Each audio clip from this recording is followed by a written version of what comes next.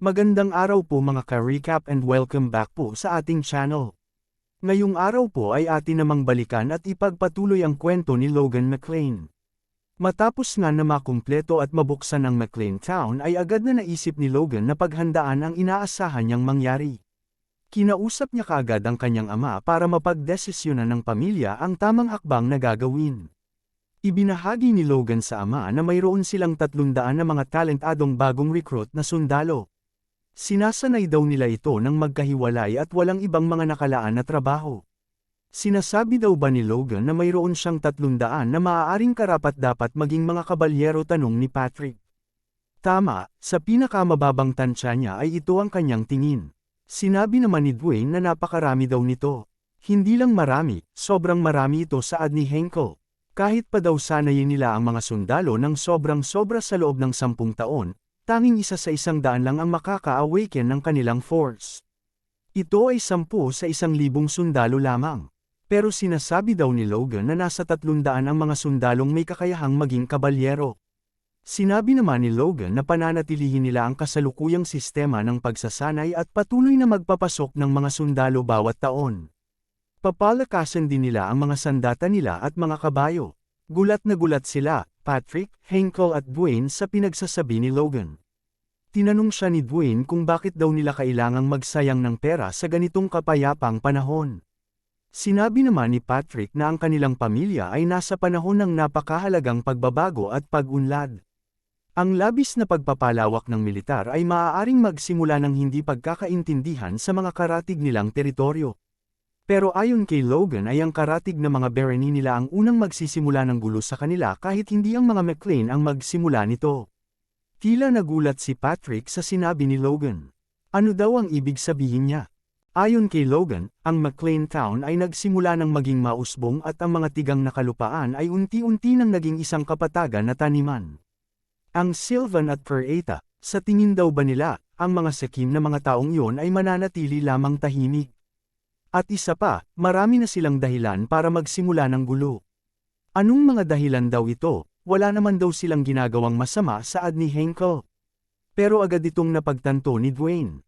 Ito daw ba ay dahil sa mga refugees? Pag-aalalang tanong ni Dwayne. Napangiti lang si Logan na tila ba planado na niya itong lahat.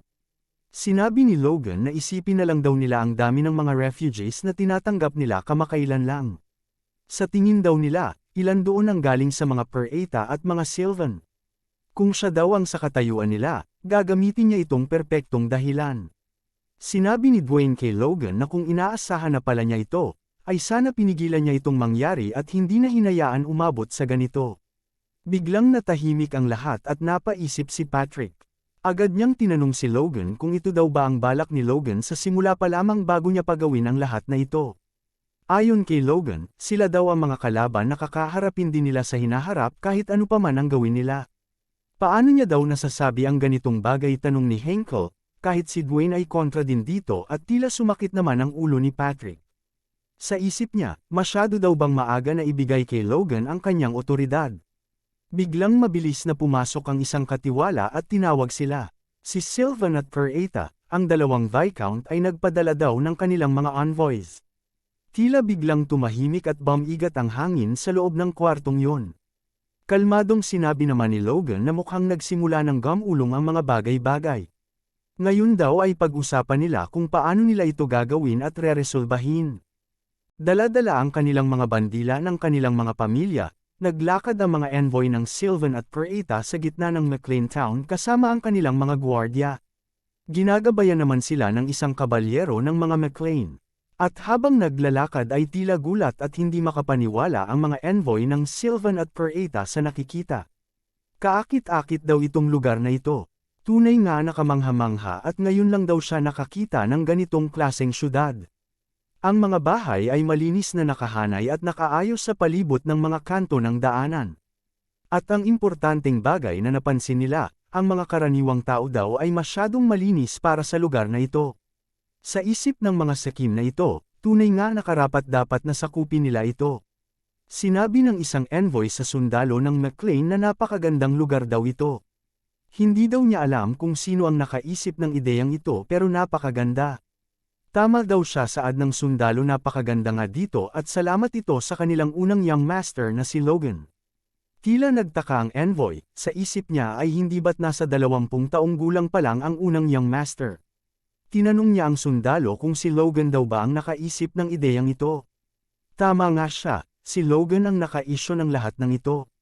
At simula noon ay wala nang tigil magkwento ang sundalo sa kanila sa lahat ng bagay na ginawa ni Logan para sa teritoryo nila. Tila nagsasawa naman ang mga ito sa pakikinig. Pati ang mga pangyayari sa digmaan laban sa mga Tessran ay binahagi niya rin. Sa isip ng mga envoy ay sana itigil na niya ito. Makalipas ang ilang sandali ay nakarating na nga sila sa mansyon ng mga McLean. Binati sila ni Patrick, salamat daw sa pagpunta sa kanilang teritoryo kahit malayo-layo ang kanilang nilakbay. Pero mukhang napagod daw sila sa kanilang paglalakbay. Sinabi ng isang envoy na maayos lang daw sila. Ayon naman sa envoy ng Per-Eta ay mayroon daw si Logan na magiliw na sundalo. Pero ayaw na daw nila sayangin ang oras ng isa't isa kaya didiretsuhin na daw niya ang kanilang pakay. Hinihiling daw nila ang sapilitang pagbalik ng mga tumakas na refugees mula sa kanilang teritoryo at para hindi na daw maulit ang mga pangyayaring ito, hinihiling din nila ang sapilitang pagkontrol sa kapatagan ng Tessran kasama na ang parte ng timog kanlurang bahagi ng na-reclaim na kalupaan sa katabi ng teritoryo ng mga Per-Eta. Hindi sumagot si Logan o si Patrick at tila masama ang kanilang mga tingin sa dalawang envoy. Sa isip ni Logan, ang ibig sabihin ng dalawang ito ay gusto nilang isuko ang buong kastilyo ng Tessran at ang kalahati ng na-develop na kalupaan. Giyera ang kanilang hinihiling. Tiningnan ni Logan ang kanyang ama at sinabi tama nga siya at mangyayari ito. Napabuntong hininga na lang si Patrick sa sitwasyon nilang ngayon. Napansin ni Henkel na nagbubulungan ang mag-ama sa itaas kaya agad siyang nag-isip at nagdesisyon na umaksyon. Sinigawan niya ang mga envoy at sinabi na kung hinihiling daw ba ng mga Sylvan at Per-Eta na makipagdigma sa mga McLean. Kahit ang mga sundalo ay nagkikimkim din ng kanilang galit dahil sa mga demand ng mga envoy. Tila tumaas ang tensyon sa paligid. Galit na galit ang mga sundalo sa mga envoy. Wala na ring magawa ang envoy ng Sylvan kaya sinubukan niyang balon ang mga McLean. Hindi daw nila pwedeng takutin ang mga envoy katulad nito.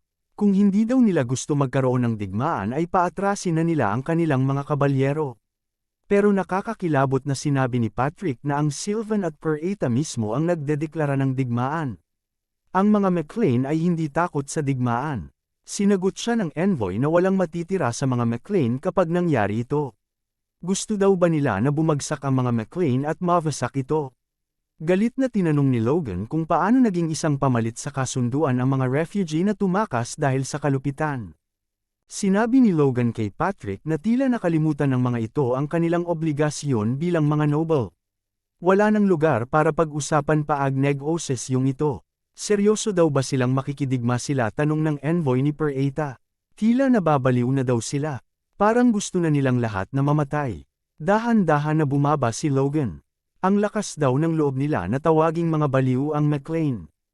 Ang lakas ng loob nila na mangduro at gumamit ng masasamang salita laban sa tagapangalaga ng lupang kinakatayuan nila. Sila daw ang totoong nababaliw. Binunot ni Logan ang kanyang espada. Nakaramdam ng takot ang mga envoy sa mga salitang binibigkas ni Logan at alam nilang hindi na siya nagbibiro. Agad na pinag-utos ng envoy ni Sylvan sa kanyang mga sundalo na pigilan si Logan. Pero walang takot na hinarap sila ni Logan at isa-isang pinabagsak. Hindi tumagal ang mga sundalo ng mga envoy at walang natira sa kanila. Sinabi ni Logan na kung balak nilang itutok ang espada nila sa ibang teritoryo, ay dapat handa din silang mamatay.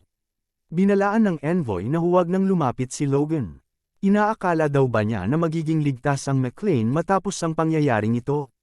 Hindi pa tapos sa pagsasalita ang envoy ni Sylvan pero agad na siyang tinapos ni Logan. Takot ang damaloy sa buong katawan ng envoy ng mga Per-Eta. Agad siyang napaluhod. Sinabi niya na ipaparating niya lahat ang saloobin at kalooban ng mga McLean sa kanyang Viscount. Sana daw ay patawarin ni Logan ang kanyang pagkakamali. Tamang desisyon daw ito, saad ni Logan. Tumingin si Logan sa kanyang ama at nagkasalubong ang kanilang mga tingin. At biglang sumigaw si Patrick. Tinawag niya ang lahat ng mga sundalo at kabalyero ng mga McLean. Maghanda sila para sa isang digmaan. Abangan po natin mga ka-recap ang susunod na mangyayari sa digmaan sa gitna ng mga McLean laban sa kampo ng mga Sylvan at Peralta sa susunod na mga kabanata.